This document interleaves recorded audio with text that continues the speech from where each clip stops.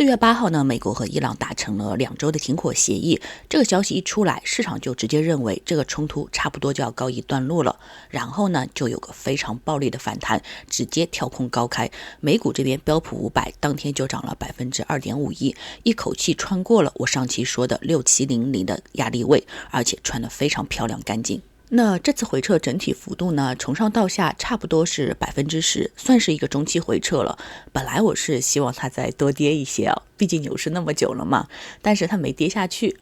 市场就这样子也没办法。那不管怎么样，上期视频就说到了，先做一个反弹，然后到了6700压力位的时候，如果过不去呢，我们就止盈。结果它就直接过去了，而且是事件驱动的，穿得非常漂亮。所以现在有的仓位呢，就可以继续拿着；没有仓位呢，我们可以等它回撤的时候，只要不跌破跳空的那个点，就是不跌破6700，整体逻辑还是成立的，还可以找机会进。那今天这期视频呢，我们就浅聊一下市场，然后说一只我目前还比较看好的 ETF。同样，视频内容是我个人研究的分享，不构成投资建议啊。那4月8号停火协议出来之后呢，油价必然是跟着下跌的。原油的 ETF USO 当天就跌了差不多 9.8%。那我4月11号查了一下，布鲁特原油呢现在是 95.2， 原油期货大概是89左右，现货是 96.57。那油价能不能回到冲突之前的水平，也就是在$70左右，其实是比较难的，主要是2个原因。第一个呢，就是这次协议只有2周，不是说永久停战了。第二就是，就算是双方最后都达成协议了，期间被破坏掉的油田管道基础设施修复都需要时间的，短则可能几周几个月，长则甚至要几年。第三呢，是霍尔摩兹海峡目前还是处于一个半开放的状态，不确定性还是在的，所以我的判断是呢，就是世界和平的情况下，油价大概会回到80到90这个区间，回到70这个地方的话，可能性短期之内不太大。所以在油这边，如果说要继续快进快出来回博弈的话呢，风险会越来越大，建议大家小心一点。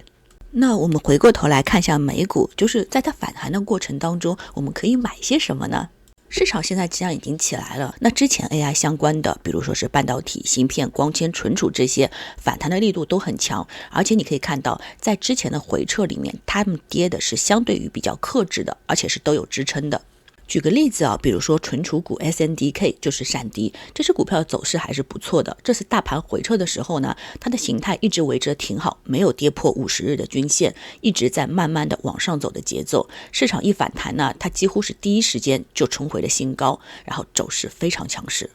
那它这种走势呢，背后也是有基本面支撑的。它闪存的需求，因为现在 AI 数据中心大规模建设，然后是爆发性的增长。那企业级的 SSD 也是供不应求，价格也在涨。它毛利率从去年不到 30%， 一直飙到现在超过 50%。每一季度的 ESP 都是几倍几倍的飙升。大家看它美股的收益曲线，也可以看到是一个非常向上的趋势。它下一季度财报是4月30，市场预期还是很强的。但是话又说回来啊，这只股我不建议现在这个时候去追啊，因为它不到1年的时间里面，已经从底部涨了超过15倍了，目前是在800-900附近啊，这个涨幅非常惊人。现在去追的话，性价比会比较低。那我更想说的是另外一件事情，那同样是存储板块 MU 就是美光科技，它的体量其实比 SNDK 还要大，那这次的走势呢就明显有点偏弱了，它已经跌破了100日均线，然后在整个整理震荡区间呢，没有 SNDK 那种强势的那种味道，这就是做个股比较残酷的地方吧。你不光要看这个行业整体方向是不是对，还要在同一个行业里面挑出最强的那只。而且公司大不表示说股票它一定走得好，你需要盯基本面，然后看均线，比较同行业的强弱，这个是需要花蛮多时间和精力的。那比如说平时上班比较忙，没有时间天天盯盘的朋友呢，其实 ETF 会是更加友好的一个选择。那说到 ETF 的话呢，今天想跟大家聊一只 ETF， 就是 SMH， 它是半导体的 ETF。先说它这次的表现啊，那 SMH 在这次回撤当中呢，它其实回撤有 16%， 其实是比大盘多。大盘回撤 10% 嘛，但是它反弹的力度非常强。3月31号，也就是全球市场集体反弹的那天呢，它单日涨幅到了 5% 点多，而且速度非常快，非常迅速的达到了新高，而且已经在新高那边待了2天了。那我们横向比较一下标普500的话，它距离新高还有一段位置，上面还有个压力区间。QQQ 也是一样的走势，在压力位的下方。横向比较下来呢，半导体的 ETF SMH 它的反弹明显是强于大盘的。那你涨得快，肯定就是有人在不断的买它。那它这么强的原因呢，其实也比较好理解。我们看分析这边，它里面的持仓基本上都是表现还不错的，像是它持仓18%的英伟达。那英伟达的芯片算是 AI 算力的底座，最近的话它是在震荡整理区间，走势还算是平稳。第二大持仓呢是台积电，占比11.41%，不管是谁设计芯片吧，都要找它代工，它的市场份额也是在不断的增高当中的。最近好像还有新的订单消息传出来，走势也比较稳健，快要到新高了。它的第三大持仓 AVGO 占比7.96%，反弹的走势也可以，2次跳空向上，虽然说上面还有个跳空缺口的压力位，但是整体的话也是一个比较平稳的状态吧。这次反弹比较漂亮的是英特尔，它在 ETF 当中的占比只有5%点多，这一波的反弹它走势非常好，2次跳空非常快的到达新高并且走势比较凌厉，基本上是垂直向上的。它的话是4月23号发布财报，到时候可以关注一下。后面的这些持股像是泛羚啊、科磊啊、阿斯达利曼这些设备股呢，其实目前的需求也是在增长的，这次回撤也没有跌破100日均线，走势整体都是往上的。那我们如果把这些成分股一个个翻一遍的话，基本上整个半导体的行业它都是向上的。那相对于一些比特币或者黄金，我们看一下，可以看到黄金的话它还是在低位震荡当中，比特币的话这个走势还要在下面挣扎非常久的时间。那再跟消费啊、建筑这些相比的话，半导体板块在这个市场里面算是相对比较强势的了。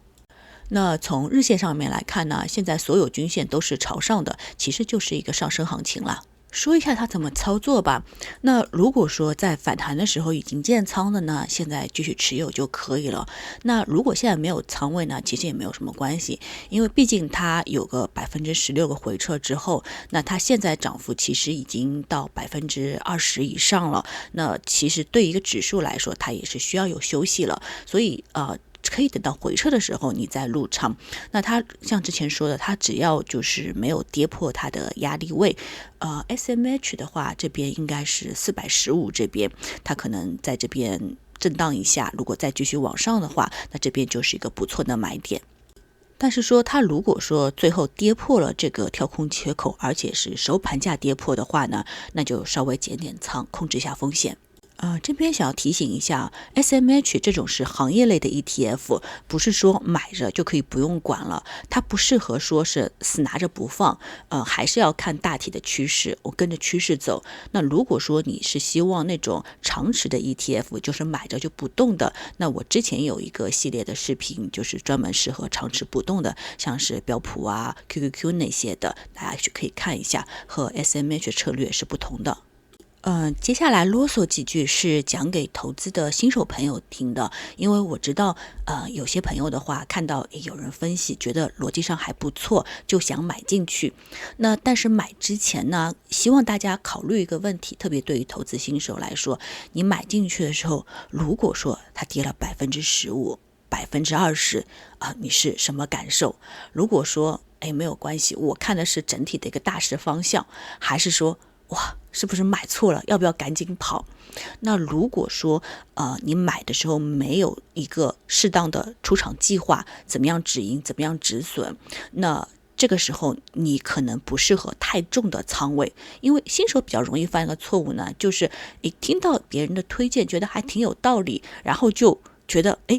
这把肯定行，然后把大量的钱压上去。但是市场一个波动呢，心态就容易受到波动嘛，这种时候你的操作就很容易跟着你的情绪走。但是市场下跌的时候呢，要分情况看，一种呢它是正常的波动，它长期趋势没有坏掉你看的话趋势线还是往上的，那这个时候比较容易新手犯的错误呢，就是跑进跑出，跌了一下就赶紧慌慌忙忙跑出来，然后涨的时候呢又追进去，而且不是刚反弹的时候你就马上追进去的，可能在旁边观望一下，觉得它好像真的涨得挺多了，然后再冲进去，结果它一个回撤又赶紧跑出来，然后很有可能你就是